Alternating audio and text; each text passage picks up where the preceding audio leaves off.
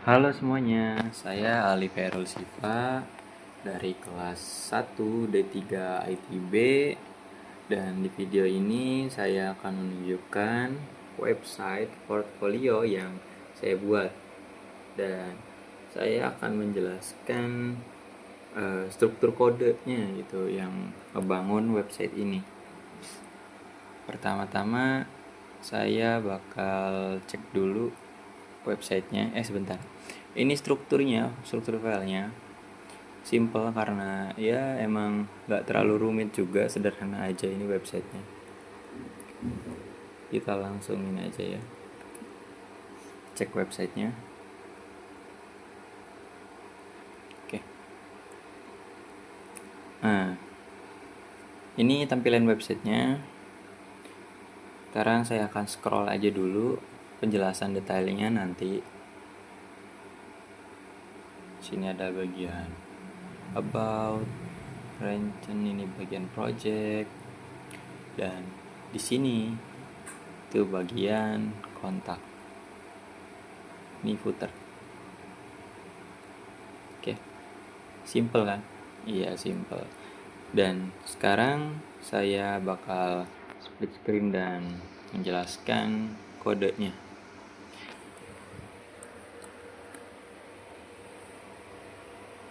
Nah, ini kita close dulu. Ini di alt Z dulu ya, biar rapi. Nah, oke. Saya di sini akan menjelaskan apa-apa yang ada di website mulai dari navbar sampai footer tadi. Yang pertama saya bakal jelasin footer ini nih, bagian atas ini. Nah, HTML-nya sendiri, oh iya sebentar. Sebelum mulai dari itu, ini ada link-link ya. Ini link. Ini saya gunain Bootstrap 5 buat kayak CSS-nya gitu lah ya, biar lebih rapi dan responsif. Ini ada link ke font awesome buat icon-icon, seperti contohnya ini nih, icon ini juga termasuk dari font awesome. Dan di sini saya menggunakan link ke Google Fonts juga buat font-fontnya. Kalau kayak gini pakai Poppins, dan yang ini menggunakan Manroop. Dan ini ada CSS eksternal atau terpisah gitu, yang ini nih. Saya nggak gunain inline style ya, karena biar lebih rapi aja. Oke, lanjut ke bagian navbar ya. Nah, di sini saya menggunakan navbar expand, yang dimana ini dari Bootstrap ya. Dan di sini juga fixed, artinya step saya scroll itu navbarnya tetap di atas gitu. Nah, di sini juga navbarnya itu dark, jadi berwarna hitam. Dan expand ini buat responsif ya. Nah, di dalamnya navbar itu ada container, lalu navbar plan. Nah, di sini itu ada menu, nggak kelihatan ya. Gimana ya? Nggak kelihatan. Ya udah, lanjut aja. Di sini ada beberapa menu atau item ya, ada home, about, terusnya ada project, di sini ada kontak. Item-itemnya ya, ini yang buat ini. Nah, ini dia. Nah, di CSS-nya sendiri itu saya tambahin background gelap semi transparan, biar nggak ini juga, biar apa namanya, nggak sama kayak background utamanya gitu. Di bagian, nah kelewat nih, biar nggak sama gitu, biar nggak terlalu sama lah maksudnya. Nah, sekarang kita lanjut ke bagian hero section. Hero section itu bagian ininya ya, nih, yang utama tampil di depan user langsung gitu, tepat di bawah navbar. Oh iya, saya lupa jelasin ya. Ini di bagian navbar itu kan ada button-button gitu ya. Kalau kita besarin ini, nah ini saya buat jadi ini. Nah, ada hovernya juga kalau saya itu berubah ya. Saya menggunakan primary color, secondary color, artinya itu menggunakan CSS root ya biar apa namanya konsisten gitu intinya. Ada bordernya non, radiusnya 8 artinya ketebalannya ya gitulah, simpel, pasti tahu lah. Yuk lanjut ke hero section. Di bagian hero section ini di sebelah kirinya, oh ya nggak kelihatan ya. Nah, di sebelah kirinya itu ada ya ucapan, terus ada perkenalan diri saya, terus ada saya spesialisasinya di bidang apa gitu, dan ada CTA atau call to action ya buttonnya ya. Di sebelah kanannya ada profil. Nah ini nih keren kan. Ini dibuat dengan efek yang orbit yang berputar sebenarnya, cuman nggak terlalu kelihatan kan ya. Saya masuk ke penjelasan bagian kodenya ya. Nah ini di sini juga saya menggunakan bootstrap ya. Nih kolomnya itu menggunakan bootstrap biar bisa dibagi dua dan apa ya, responsif biar layoutnya keatur aja. Dan di bagian CSS-nya yang tadi saya sebutin itu, yang ini loh, profil ini, itu saya pakai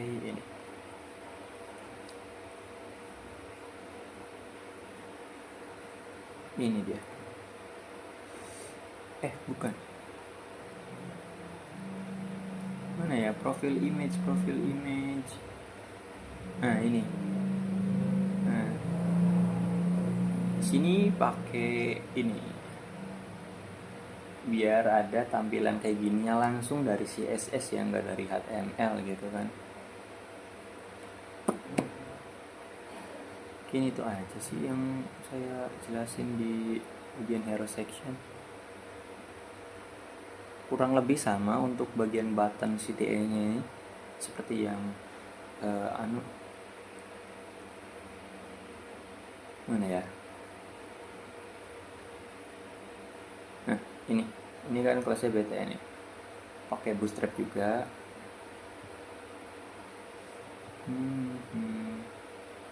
Nggak jelas ya, kecil banget, gimana ya. Udahlah, apa-apa. Ini sama pakainya ini, bordernya solid gitu kan, primary colornya, terusnya backgroundnya pakai yang transparan.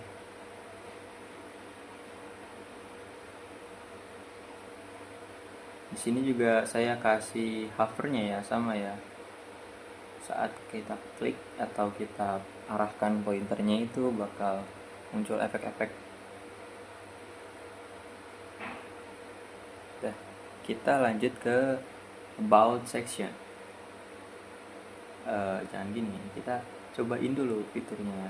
Kita klik, nah scrollnya smooth karena saya menggunakan JS. Nanti saya jelaskan.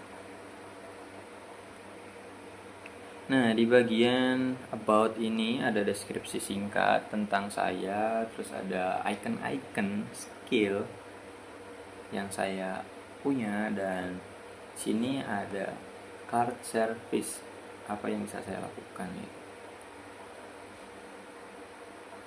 Di sini di bagian HTML-nya kita lupa scroll ya. Menggunakan skill icon kalau nggak salah ya, saya buatnya itu agak lupa. Nah ini skill icon, gunakan font awesome ya, tentu aja gitu kan. Biar gampang juga sih, lebih rapi, kelihatannya lebih bagus. Dan di CSS-nya saya tambahin efek yang lumayan berguna menurut saya, lumayan estetik gitu kan. Skill icon. Nah, ini tuh saat kita hover bakal naik sedikit karena di ke atas ini. Nah, seperti itu. Kan lebih bagus tampilannya. Ini ya.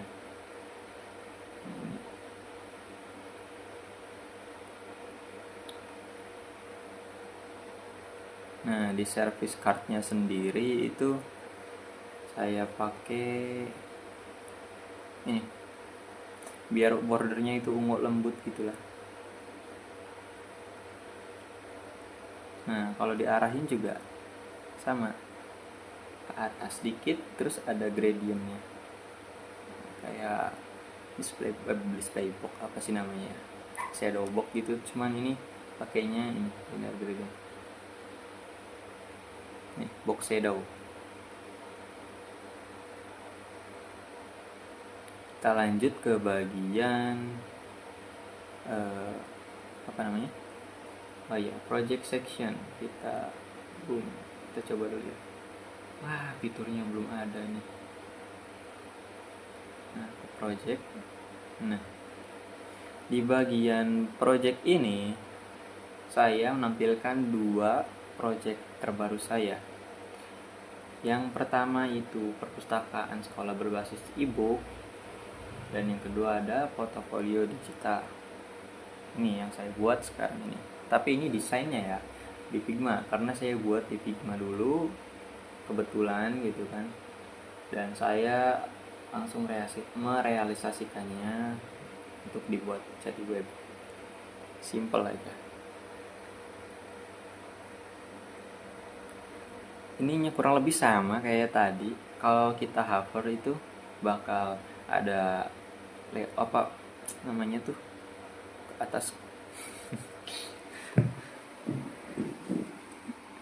Nah, di bagian ini juga ada CTA-nya sama kurang lebih ya. Pakai transform scale gitu istilahnya. Mana ya kodenya?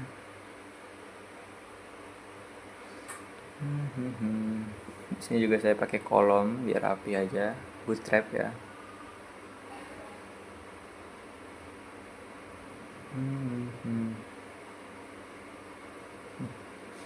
Ini saya kalau hover ya gitu.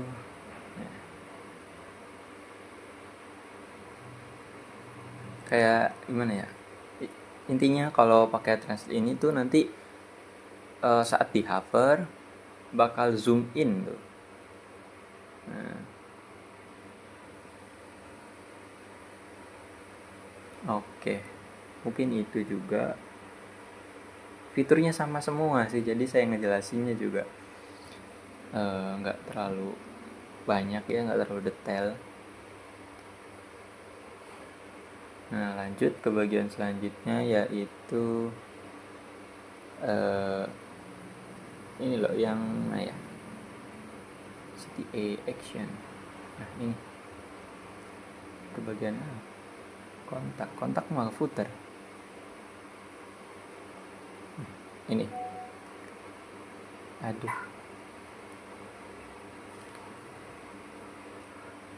Nah, sekarang lanjut ke bagian CTA action. Nih bagian ini. Sebenarnya di sini sama aja, cuman di sini saya nampilin ajakan kolaborasi. Nah, yang menarik itu frame kotak dekorasi di belakangnya itu. Ini kan HTML-nya ya. Sama pakai bootstrap juga. Dan CSS-nya yang di bagian wrapper apa ya? Wrapper CTA image wrapper. Oh iya nih.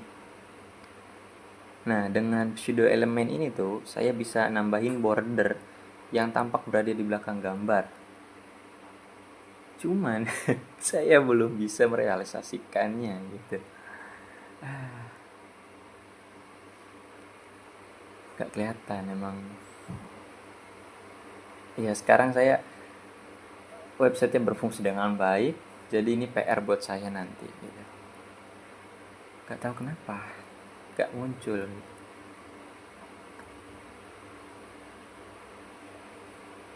Di footer sekarang lanjut footer ya. Di sini pakainya kontak langsung ke bawah footer. Ini juga ke footer. Di footer ini saya bikin 4 kolom yang berisi nama brand ya, layanan, informasi, dan kontak saya sendiri. Di bagian HTML-nya sendiri itu ada icon sosial media link ya, buat logo-logo ini nih, Facebook, WhatsApp, Instagram. Dan ini linknya pakai font awesome ya, tetap ya.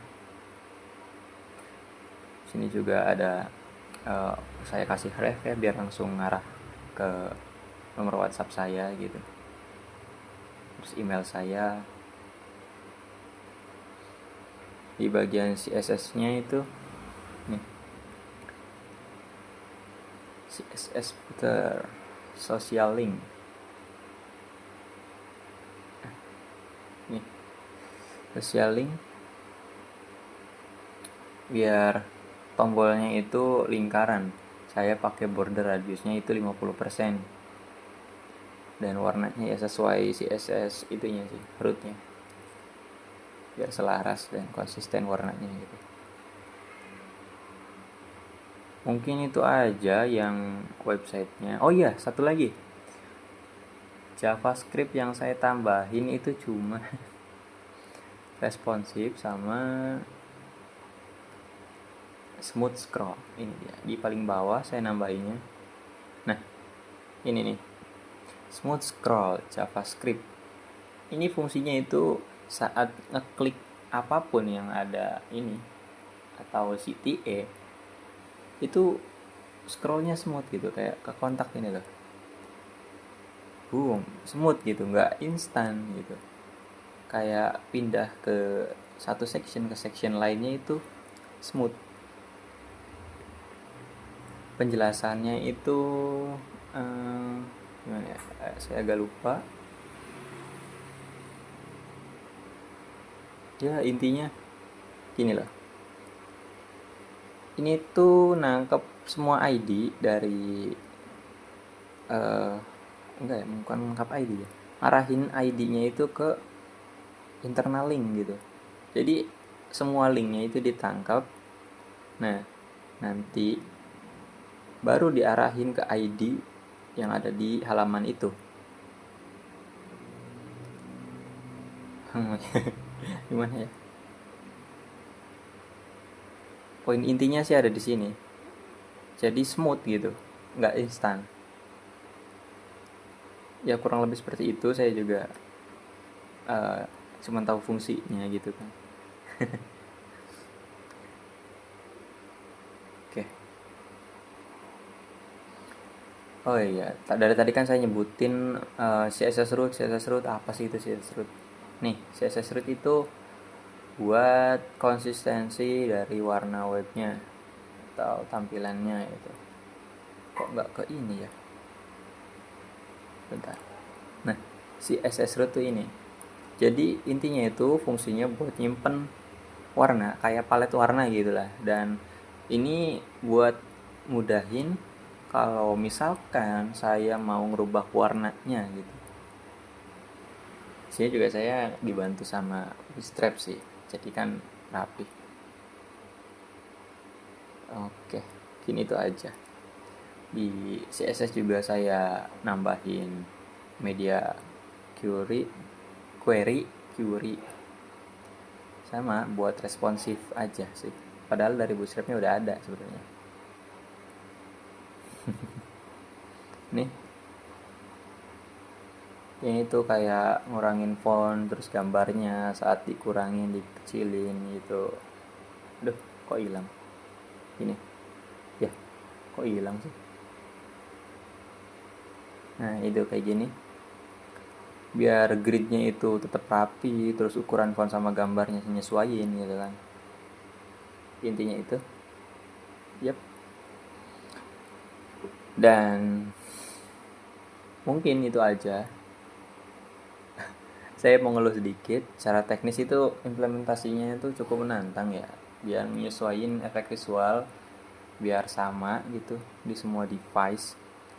Dan ya, untuk yang saya rencanakan ke depannya mungkin PR yang tadi, dan ada beberapa improvement yang belum saya lakukan. Terima kasih sudah menonton penjelasan ini. Mungkin kalau ada kritik bisa disampaikan atau ditanyakan. Terima kasih. Wassalamualaikum warahmatullahi wabarakatuh.